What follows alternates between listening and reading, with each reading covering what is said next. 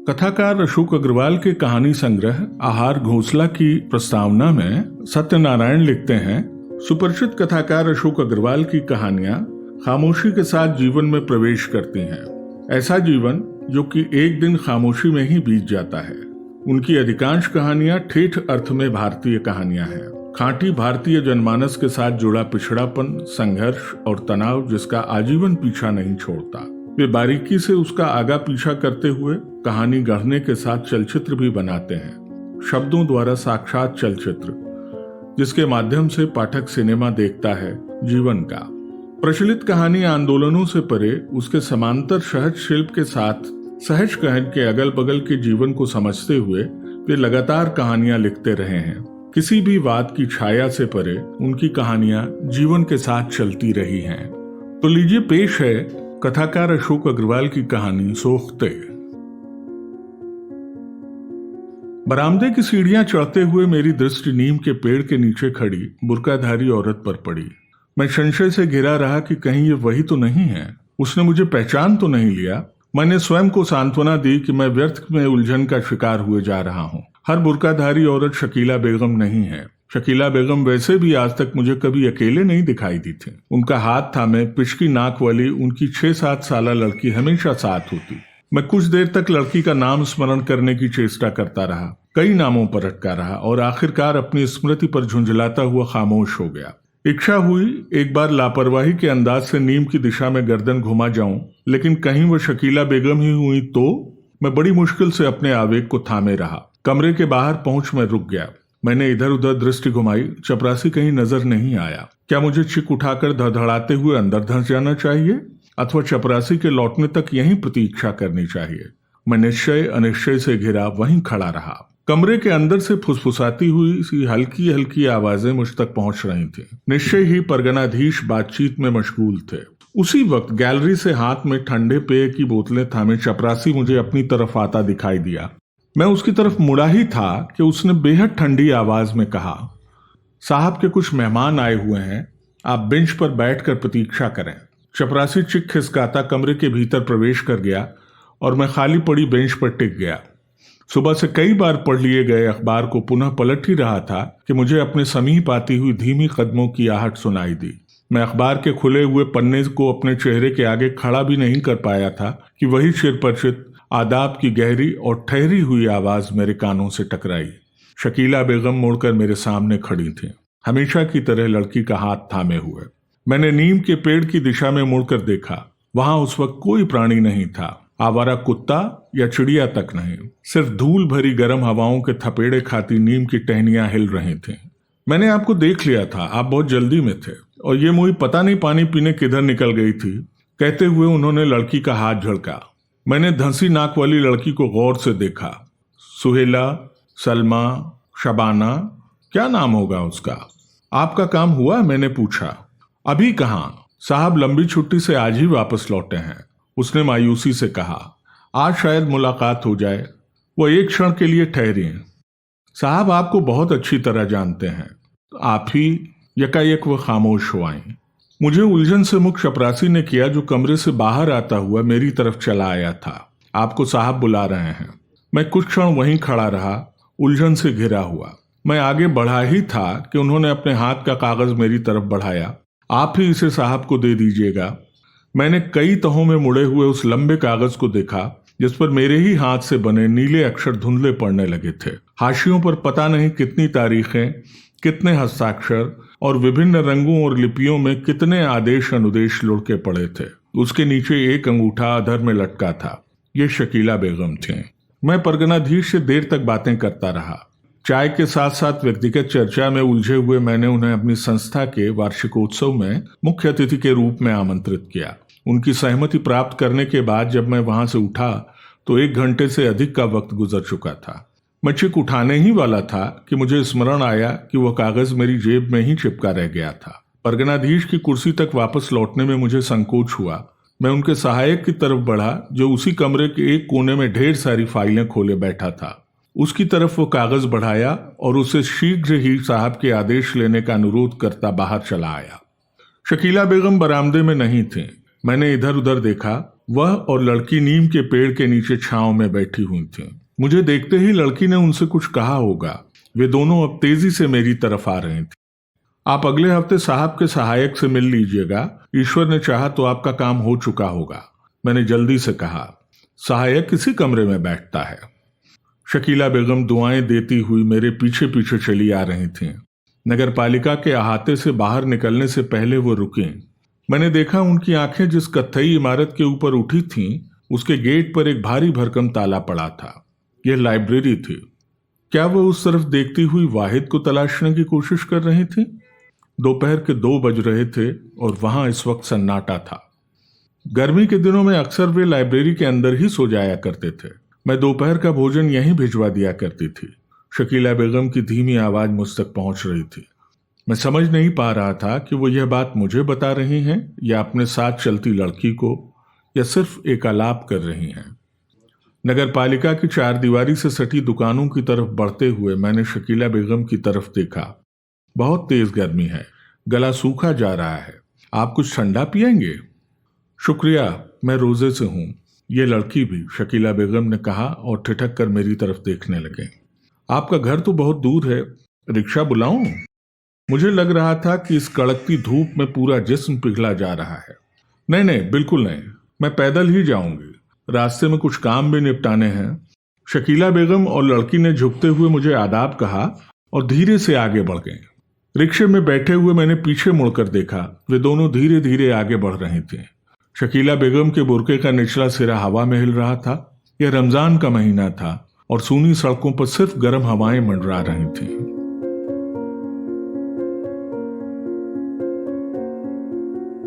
Rickshaw जैसे ही सड़क से उतर गली के अंदर मुड़ा, मुझे याद आ गया कि लड़की का नाम नूरन था।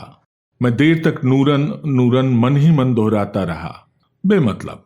वो उलझन जिससे मैं बहुत देर से घिरा था, अनायास एक झटके से सुलझ गई।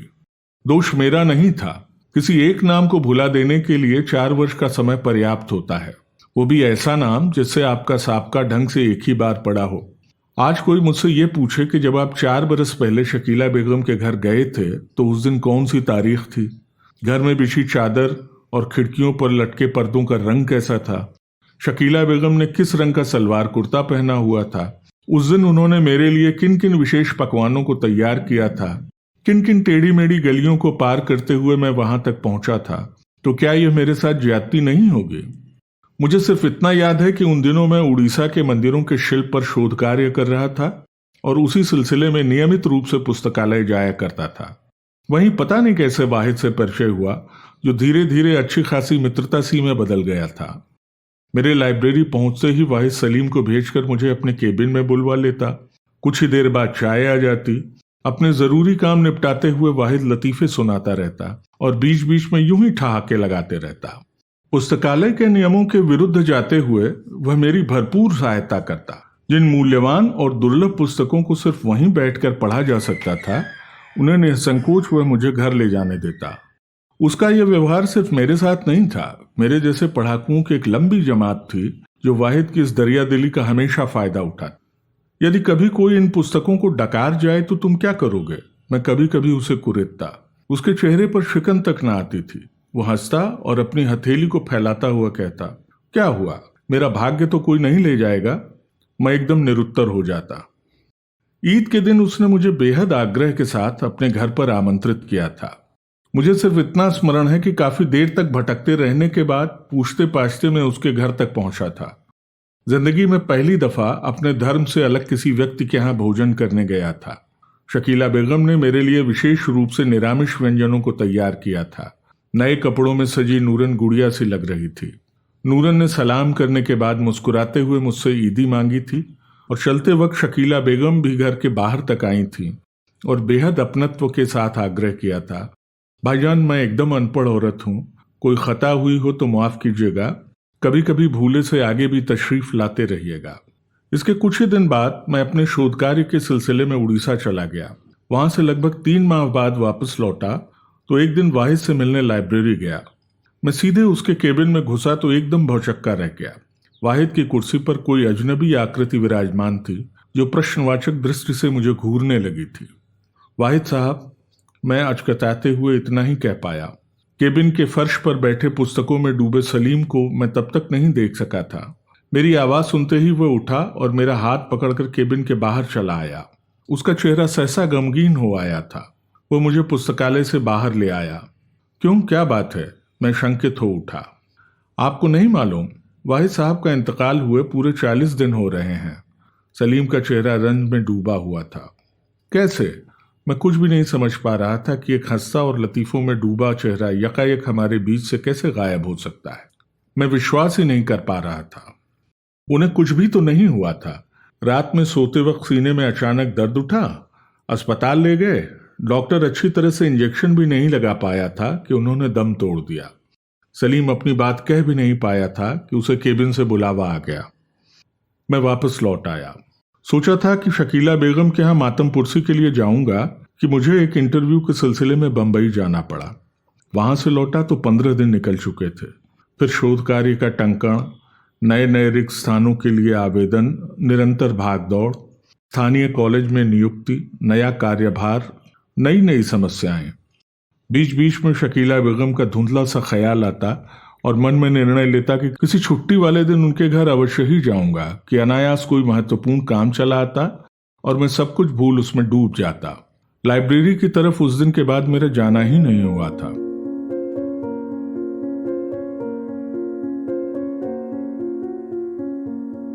मुझे पीएचडी की उपाधि मिल चुकी थी, मेरा विवाह हो गया था और मैंने शहर से बाहर आवास विकास कॉलोनी में एक बंगला किराए पर ले लिया था। देखते देखते 1 वर्ष व्यतीत हो गया। वाहिद, शकीला बेगम और नूरन की आकृतियां मेरे मस्तिष्क के नक्शे से बाहर हो चुकी थीं। मैं मकान नंबर ही नहीं, उस मोहल्ले का नाम तक भूल चुका था और यह भी तो निश्चित नहीं था कि इतने दिनों बाद वहां अचानक जाने पर शकीला बेगम ही मुझे पहचान पाए, या मेरे आने का कोई गलत अर्थ ही लगा लें, या अब वो वहां रहती ही न हो। छुट्टी का दिन था। मैं मजे से आराम कुर्सी पर पसरा गुनगुनी धूप सेक रहा था। मेरे दोनों पैर स्टूल से टिके थे जिसके नीचे आज के अखबार के पृष्ठ फड़फड़ा रहे थे। मैं देश विदेश की सारी महत्वपूर्ण घटनाओं से गुजर चुका था। मेरी कुर्सी के नीचे चाय का खाली प्याला रखा था। बाईं तरफ पालने में 6 माह का बबलू आंखें बंद किए मुस्कुरा रहा था। मेरी इच्छा उसे चूमने की हुई। उसके जाग जाने के भय से विचार बदल दिया। पत्नी गीले बालों को तौलिए से ढके किचन में अपनी रुचि के व्यंजन पकाने में जुटी थी। शरीर को ढीला छोड़ते हुए मैंने आंखें बंद की ही थीं कि तभी गेट के खुलने की आवाज आई। सलीम साइकिल को गेट से टिकाकर मेरी तरफ आ रहा था।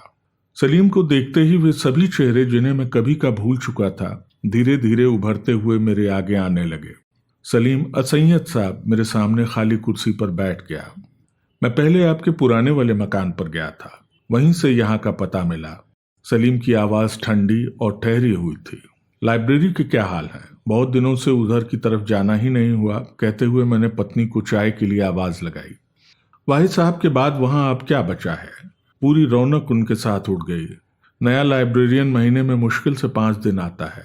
अलमारियों में ताले पड़े रहते हैं, कोई किताब इशू नहीं होती क्योंकि अभी तक चेकिंग पूरी नहीं हुई।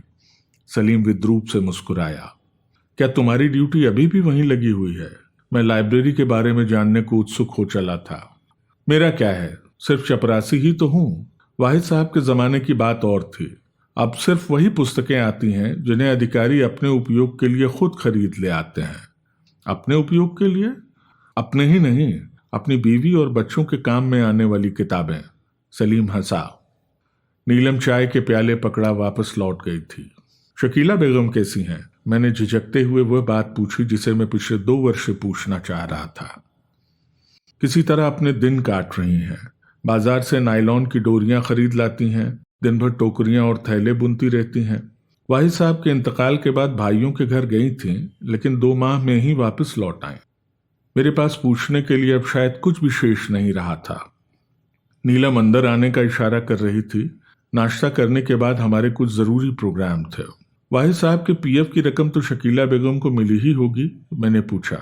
सलीम जैसे इसी प्रश्न का इंतजार कर रहा था। उसका चेहरा एकदम तन आया। कहाँ? आज तक एक भी पैसा नहीं। उस महीने की तनख्वाह भी नहीं जिस महीने वाहिद साहब का इंतकाल हुआ था। किताबों का हिसाब ही नहीं मिल रहा है। करीब 20,000 रुपए की किताबें गुम हैं जिन्हें वाहिद साहब के नाम डाल दिया गया है। जब तक ये हिसाब साफ नहीं होगा तब तक एक पैसा भी नहीं मिलेगा। मैं सलीम से आंखें चुराने लगा। मेरी पुस्तकों की रैक में भी निश्चय ही कुछ पुस्तकें ऐसी होंगी जिन्हें मैं कभी का भूल चुका था, या वाहिद की मृत्यु के बाद अनजाने ही उन पर अपना आधिपत्य स्थापित कर लिया था। उन खोई हुई पुस्तकों को कैसे जुटाया जा सकता है? एसडीएम से कहकर क्या उन्हें बैड डेब्ट में नहीं डाला जा सकता? मैंने पूछा। कई बार कोशिश करके देख चुके हैं। हर 6 माह बाद नया एसडीएम आ जाता है। उनका कहना है कि यह उनकी सामर्थ्य से बाहर की बात है। किसी तरह उन्हीं पुस्तकों को जुटाना होगा। सलीम की आवाज उदास हो आई थी। वाहिद साहब भी उदारता से पुस्तकें बांटा करते थे। उसका खमियाजा अब उनकी बेवा को भुगतना पड़ रहा है। वो तो जन्नत में आराम फरमा रहे होंगे, और ये? सलीम की आवाज में तुरशी आने लगी। यह नया लाइब्रेरियन भी पक्का हरामजादा है। मैंने उनके इंतकाल के 1 माह बाद ही लिस्ट बनाई थी।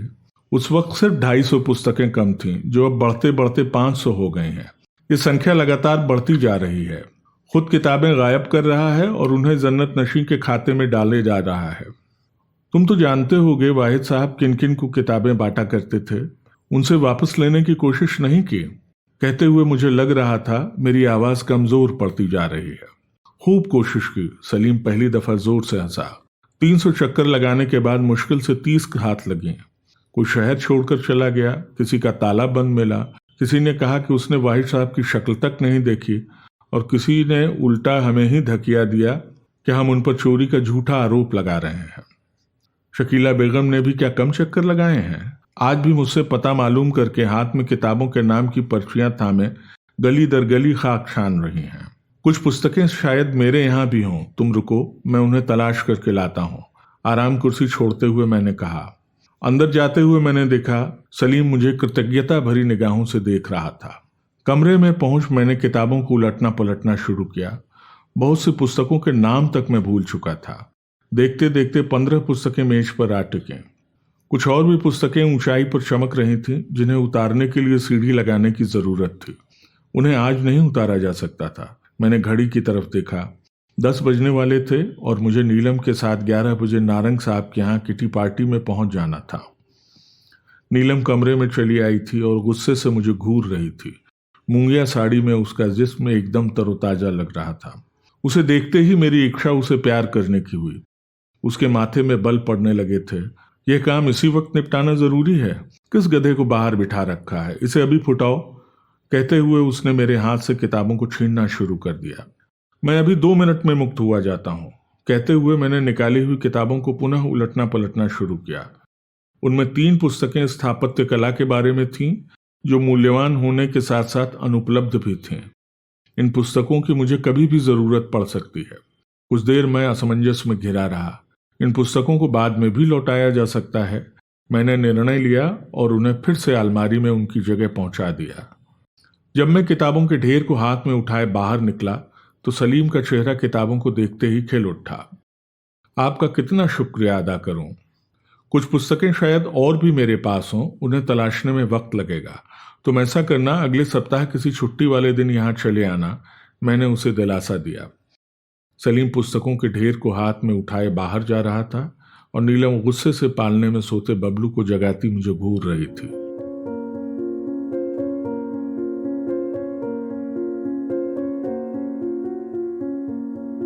मैं कॉलेज से लौटकर कपड़े बदल रहा था कि नीलम आकर मेरे पास खड़ी हो गई। दोपहर एक बुरखे वाली यहाँ आई थी। उसके साथ वही साइकिल वाला आदमी था जो उस दिन किताबें ले गया था, नीलम ने बताया और शंकालु दृष्टि से मेरी तरफ देखते हुए कहा। मुझे तो उसके हाव भाव बिल्कुल अच्छे नहीं लगे। मैं कितना मना करती रही, लेकिन वो जबरदस्ती बबलू को गोदी में उठाए उसकी बलैया लेती रही। उसके मुंह को भी चूमा। पता नहीं कोई जादू टोना तो नहीं कर गई। उसी वक्त से बबलू सोए चला जा रहा है। बहुत उठाने पर भी नहीं जागा। पहले तो ऐसा कभी नहीं होता था। कौन है वो? नीलम की आवाज में घबराहट थी।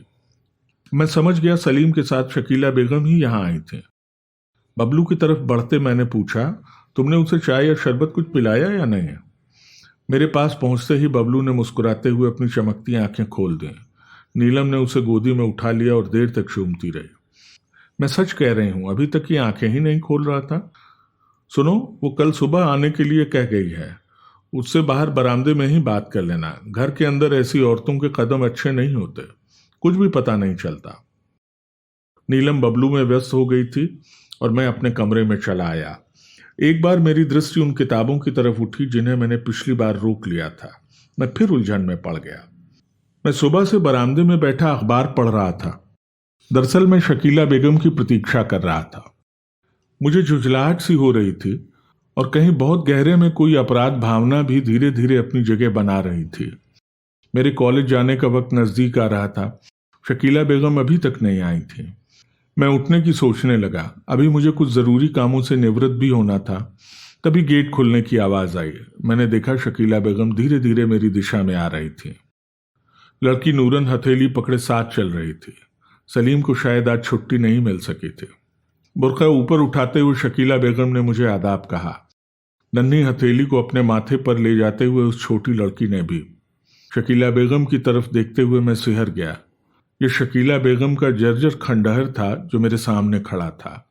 बालों में सफेदी उतर आई थी, हाथों की मेहंदी, त्वचा का गुलाबी रंग, होठों की मुस्कुराहट जिसे मैं पहली बार छिपी दृष्टि से सम्मोहित सा देखता रहा था, पता नहीं कहाँ गायब हो चुके थे। सूखी हुई त्वचा बदरंग धब्बों से घिरी थी, आंखें सूनी और सपाट, होंठ पपड़ियाए हुए, बुर्के में जगह जगह पैबंद लगे थे। मैं बच्ची की तरफ देखता हुआ उस खिलखिल करती गुड़िया की तलाश करता रहा जिसको कभी मैंने 2 रुपए की ईदी दी थी। वहां कच्ची उम्र की एक बुजुर्ग औरत खड़ी थी जो अपने कंधों पर एक दूसरी औरत को लादे चल रही थी। माफ कीजिएगा, मुझे देर हो गई, शकीला बेगम ने कहा और झिझकते हुए उसी तरह खड़ी रही। मैंने उन्हें बैठने का इशारा किया और अंदर चला आया। जब अपने हाथ में शरबत के 2 गिलास पकड़े वापस लौटा तो देखा शकीला बेगम कुर्सी पर बैठ चुकी थी। वो नन्ही औरत उसी तरह खड़ी थी। भाभी जान नजर नहीं आ रही? शरबत को मुंह तक ले जाते हुए उन्होंने पूछा। उनकी तथा बच्चे की तबीयत कल से बहुत खराब है। मेरी आवाज धीमी हो आई। क्या मैं उन्हें देख सकती हूँ? शकीला बेगम ने मुंह तक पहुंचे गिलास को वापस मेज पर टिकाते हुए कहा। नहीं नहीं, मेरी आवाज में घबराहट उतर आई थी। इस वक्त दोनों सो रहे हैं, उन्हें उठाना ठीक नहीं रहेगा। शकीला बेगम कुछ देर चुपचाप बैठी रही। मेरी निगाहें बार बार घड़ी की तरफ उठ रही थीं। कॉलेज के लिए निकलने में सिर्फ आधा घंटा शेष रहा था। क्या कोई जरूरी काम था? सलीम के हाथ खबर भिजवा दी होती। सलीम ने बताया था कि नए साहब आपके जानकार हैं। क्या आप मेरी ओर से एक अर्जी लिख सकेंगे? मुझे किताबें पता नहीं किस कब्र में दफन हो गई हैं। मेरे ऊपर रहम करके साहब उनके फंड का पैसा मुझे दिलवा दें तो मैं हज कर रहा हूं। शकीला बेगम शायद बहुत देर से यही कहने की प्रतीक्षा कर रही थी। मैं अंदर जाकर खाली कागज उठा लाया, परगनाधीश के नाम अर्जी लिखी और शकीला बेगम ने उसके नीचे अंगूठा लगा दिया। अंगूठा लगाते वक्त उनके चेहरे पर आशा की महीन चमक उतर आई थी। मैं आपकी हमेशा आसानमंद रहूंगी, खुदा आपकी खैरियत करे, कहती हुई शकीला बेगम उठ खड़ी हुई। उनके गेट से बाहर निकलते ही मैंने घड़ी की तरफ देखा। आधा घंटा कभी का बीत चुका था। मेरा पहला पीरियड निकल चुका था। सहसा मुझे स्मरण आया कि आज शकीला बेगम ने किताबों की कोई चर्चा नहीं की। मैं एक अनोखी राहत महसूस करने लगा।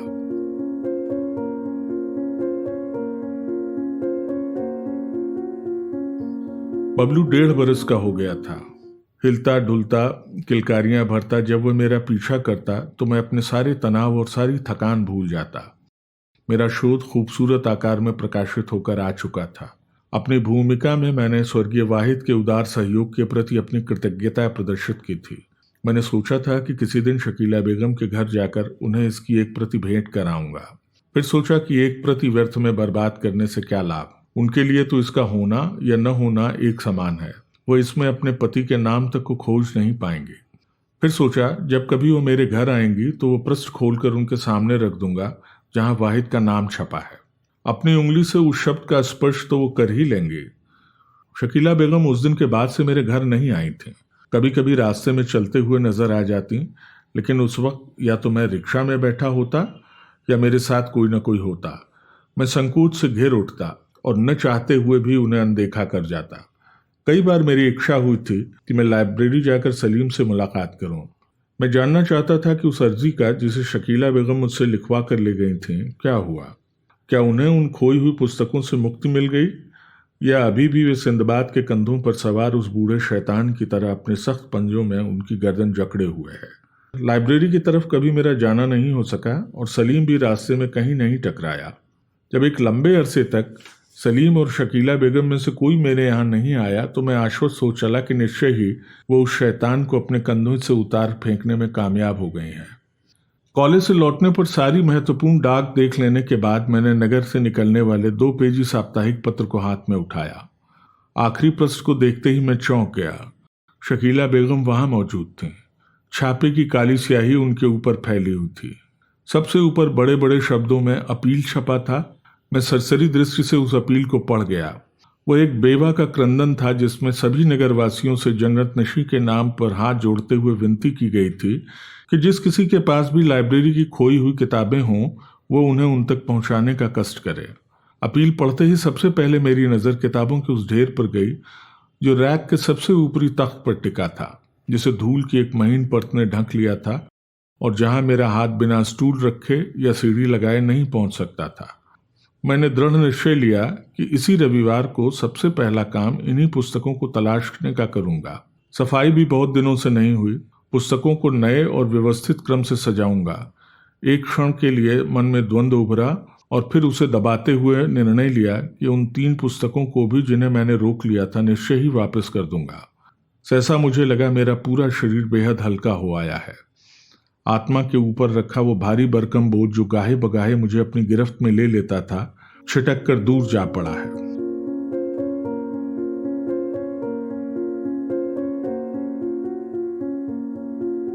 कॉलेज की छुट्टियां शुरू हो चुकी थीं। नीलम बबलू के साथ अपने पिता के घर जा चुकी थी। मैं अपनी नई पुस्तक की तैयारी में जुटा था। रात देर तक सारी सामग्री को संयोजित करता रहा था। सुबह जब आंख खुली तो पाया दिन तेजी से आगे खिसक चुका है। धूप मेरे पलंग पर ही नहीं पूरे कमरे में फैली थी। मैं चौंक कर उठा और सबसे पहले अखबार उठाने के लिए बरामदे में भागा। शकीला बेगम और सलीम वहां बैठे हुए मेरी प्रतीक्षा कर रहे थे, न जाने कितनी देर से। उन्हें देखते ही मैं अपराध बोध से घिर उठा। मुझे अपने ऊपर बहुत शर्म आई कि उस अपील को छपे 6 माह से अधिक का वक्त गुजर चुका था और मैं अभी तक अपने लिए एक रविवार भी नहीं पकड़ पाया था। अरे आप मुझे जगा दिया होता, मैं अभी आया कहता हुआ मैं वापस अंदर चला आया। तो क्या अभी भी शकीला बेगम उस शैतान को अपने कंधों पर ढो रही हैं? मैंने उन्हें भीतर अपने कमरे में बुला लिया। शकीला बेगम बेहद गौर से दीवारों पर लटके उन बड़े बड़े फोटोग्राफ को देख रही थीं जिन्हें मैंने बेहद मुश्किल से जुटाया था। ये सब बहुत बड़े आदमी होंगे, शकीला बेगम बड़े गौर से देख रही थीं। हाँ, ये सभी बहुत बड़े अदीब हैं। जब तक धरती रहेगी ये भी जिंदा रहेंगे, मैंने हंसते हुए शकीला बेगम को बताया और उंगली से एक तरफ इशारा करते हुए बोला, यह जिनके भारी भरकम दाढ़ी है पूरे चेहरे को घेरे हुए, यह टॉल्स्टॉय हैं। उनके बगल में घनी मूंछों वाले प्रेमचंद और उनके साथ जो संत की तरह लग रहे हैं टैगोर हैं। मैंने देखा शकीला बेगम बड़े गौर से मेरी आवाज सुन रही हैं। उनके चेहरे पर एक चमक पैदा होने लगी थी। उनकी आंखें दिपदिपाने लगी थीं। ऐसी आभा उनके चेहरे पर मैंने इससे पूर्व कभी नहीं देखी थी। सलीम की तरफ देखते हुए सहसा शकीला बेगम बोली, उन किताबों में इन सब अदीबों की भी तो किताबें हैं। सलीम ने हाँ में गर्दन हिलाई। यह एकदम निरक्षर औरत भी इन बड़े बड़े साहित्यकारों से अपरिचित नहीं रही है। वो इनके नाम कैसे जानती हैं? मैं उलझन में पड़ गया। शकीला बेगम खोई हुई किताबों और उनके अदीबों के नाम मुझसे पूछती रहती हैं। किताबों की लिस्ट भी उनके पास है। दिन में कम से कम एक बार अवश्य ही उसे किसी न किसी से पढ़वा लेती हैं। दिन भर उन्हें बांचती रहती हैं। अब तो अधिकतर किताबों के नाम उन्हें जबानी याद है। सलीम जब यह बता रहा था तो मैंने देखा शकीला बेगम उसी तन्मय मुद्रा में उन सभी फोटोग्राफ को देख रही थी, एक एक के पास देर तक ठिठकती हुई। मैं इन सब से मिलूंगी, मैं उन्हें देखते ही पहचान लूंगी। इन्हें बताऊंगी कि मैं उस आदमी की बेवा हूं जो उनकी किताबें ढेर सारे पाठकों को पढ़वाता रहा है। ये सब कितने भले और दयालु लग रहे हैं। मैं उनसे उनकी किताबें मांगूंगी तो क्या वो मना कर देंगे? शकीला बेगम एकालाप सा कर रही थी, ठिठकते हुए बेतरतीब आवाज में। मेरा दिल इन्हें देखते ही कह रहा है कि ये मुझे मायूस नहीं करेंगे। शकीला बेगम के चेहरे की चमक बढ़ती जा रही थी। मेरे भीतर उनकी तरफ देखने की शक्ति शेष नहीं रहेगी।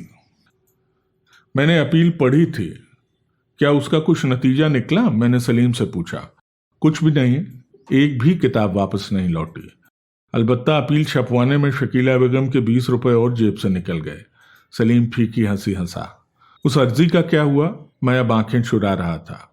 एसडीएम साहब ने पूरी फाइल डीएम के दफ्तर भिजवा दी थी, अभी वहीं अटकी हुई है। शकीला बेगम 6-7 चक्कर लगा चुकी हैं, फाइल चपरासी से आगे बढ़ ही नहीं पाती। सलीम की आवाज में सहसा गहरी झल्लाहट और गुस्सा उभर आए थे। मैंने शकीला बेगम को लाख समझाया कि वो रेत में से तिल निकाल रही हैं, सब कुछ भूल कर घर बैठ जाएं। खुदा को जो मंजूर होगा वही होगा। मिलता तो कुछ नहीं और उस दिन की अपनी मजदूरी भी हलाल कराती हैं। शकीला बेगम वापस कुर्सी पर आकर बैठ गई थी। उनका चेहरा उत्साह से पूरमपूर था। ये कहाँ रहते हैं? उसने प्रेमचंद के चित्र की तरफ इशारा किया। मैं खामोश रहा। शकीला बेगम ने फिर पूछा। इलाहाबाद, मैंने कमजोर आवाज में कहा। वहां तो मैं आसानी से जा सकती हूं, शकीला बेगम उसी उत्साह से पूछ रही थी। वह दाढ़ी वाले? पूरी दाढ़ी सफेद हो गई है, सिर के बाल भी। इनकी बहुत उम्र होगी, मेरी तरफ कितने प्यार से देख रहे हैं। शकीला बेगम टॉल्स्टॉय की तरफ भक्तिभाव से देख रहे थे। इन सभी के पते तो आपके पास होंगे? शकीला बेगम ने मुझसे पूछा। मैंने हाँ में गर्दन झुका ली। इनके पास तक जाने के लिए तो मुझे रेल पकड़नी होगी। क्या बहुत पैसा लगेगा? शकीला बेगम की आंखों में सहसा चिंता घुलाई थी। कोई बात नहीं, मैं रात दिन काम करूंगी और पैसा जोड़ूंगी। शकीला बेगम, इनमें से कोई रूस रहता है तो कोई अमेरिका। वहां रेल नहीं हवाई जहाज जाते हैं। सलीम जोर से ठहाका लगाते हुए हंसा। शकीला बेगम का चमकता हुआ चेहरा सहसा स्याह राख में तब्दील हो गया। वो कुछ देर वैसे ही खोई हुई सी बैठी रहीं, फिर सहसा उनकी आवाज में सख्ती उतर आई। कोई बात नहीं, मैं पैदल चलना शुरू करूंगी, कभी न कभी तो इनके पास पहुंच ही जाऊंगी। शकीला बेगम, ये सब अदीब तो जन्नत नशीं हो चुके हैं, इनसे मिलने के लिए तुम्हें वहीं। सलीम मुस्कुराया। मैंने सलीम को खामोश रहने का इशारा किया। शकीला बेगम ने सलीम का कोई शब्द सुना ही नहीं था। वह उसी उत्तेजना से चारों तरफ घूमती हुई उन अदीबों को देख रही थी। शकीला बेगम और सलीम को विदा करते करते मैं दहशत से घिर उठा था। खाली कमरे में भी मुझे देर तक यही एहसास बना रहा कि वह अब भी वहीं उपस्थित हैं। मुझे लगा मैं भविष्य में शकीला बेगम का सामना कभी नहीं कर सकूंगा। मैं आज ही सारी पुस्तकों को खंगाल डालूंगा।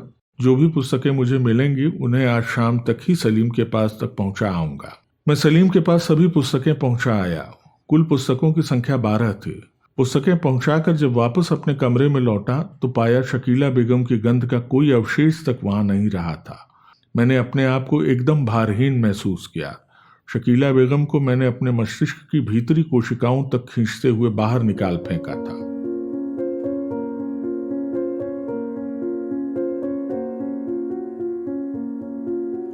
नीलम वापस आ गई थी। बबलू पहले से अधिक शरारती, स्वस्थ और सुंदर हो गया था। कॉलेज की छुट्टियां समाप्त हो चुकी थी। जिंदगी फिर उसी रफ्तार से भाग निकली थी। मैं यह तक भूल चुका था कि शकीला बेगम से मेरी कभी मुलाकात तक हुई थी। अनायास ही जब शकीला बेगम एक दिन मेरे यहाँ चली आई तो मैं भौचक्का रह गया। आज वो एकदम अकेली आई थी। उनकी बच्ची तक उनके साथ नहीं थी। मैं उनका सामना नहीं करना चाहता था। मैंने निहायत अजनबी निगाहों से उनकी तरफ देखा। उनके हाथ में एक भारी भरकम थैला था। उन्होंने थैले में हाथ डालकर उसे खाली करना शुरू किया। वह पोस्टकार्डों का ढेर था जिन्हें वह स्टूल पर टिकाती जा रही थी। यह क्या है शकीला बेगम? मैंने रूखी आवाज में पूछा। शकीला बेगम ने एक बार मेरी तरफ देखा और सिर झुका लिया। उनका पूरा चेहरा झुर्रियों से घिर चुका था। बुर्का बेहद ढीला ढाला नजर आता था, जिसमें उन जैसे 2 शरीर आसानी से समा सकते थे। अकेली होती तो मैं कभी की निकल गई होती। बच्ची फांस की तरह मेरी छाती से गड़ गई है। उस बदनसीब को किसके हवाले करूं? शकीला बेगम की सांस इतना कहने मात्र से फूलने लगी थी। उन्होंने अपने दोनों हाथ जोड़ते हुए मेरी तरफ देखा। आपसे आखिरी बार काम करवाने आई हूं। ये जवाबी पोस्ट कार्ड हैं। इन सभी पर मैंने अपना अंगूठा लगा दिया है। सलीम ने सभी पर पता लिख दिया है। शकीला बेगम ने थैले में से कई मुड़े तोड़े कागज बाहर निकाले। ये उन किताबों की फहरिस्त है जो खो गई हैं। अदीबों के नाम भी लिखे हुए हैं। आप मेरी ओर से उन सभी को अर्जी लिख दें। मैं जानती हूं अदीब बेहद दयालु होते हैं।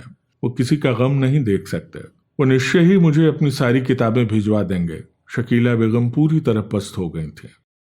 अब मेरे पास कुछ नहीं बचा है। सारे चांदी के जेवरात बेचकर यह कार्ड जुटाए हैं। शकीला बेगम मेरी बात सुने बिना वापस हो ली थी। मैंने स्टूल के ऊपर से एक पोस्टकार्ड को उठाया। नीचे की तरफ एक छिन्न भिन्न रेखाओं वाला काला अंगूठा लगा था, जिसके ऊपर मुझे अर्जी लिखनी थी। उसकी पीठ एकदम खाली थी, जिसको मुझे उन साहित्यकारों के नामों और पतों से भरना था जिनकी सूची वह मुझे थमा गई थी। इसके साथ चिपके पोस्टकार्ड पर लिखा था, शकीला बेगम को मिले, मार्फत जन्नत नशी वाहिद अहमद, मकान नंबर 1068, कोटला सादात, मुकाम हापुड़, जिला गाजियाबाद। इसकी पीठ एकदम खाली थी। शकीला बेगम लड़खड़ाती हुई गेट को पार कर गई थी। मैंने उन्हें पुकारना चाहा, लेकिन पाया गले में आवाज ही नहीं रही। किताबों और अदीबों के नाम वाले तुड़े मुड़े कागज कब मेरे हाथ से फिसलते हुए लॉन की क्यारियों में फड़फड़ाने लगे थे, मुझे पता ही नहीं चला। पोस्टकार्डों का ढेर स्टूल पर शांत पड़ा था। मेरे अंदर हिम्मत नहीं रही थी कि उन्हें छू कर देखूं। डरते डरते मैंने हाथ में पकड़े पोस्टकार्ड की तरफ देखा। उसके ऊपर किसी अंगूठे का निशान नहीं था।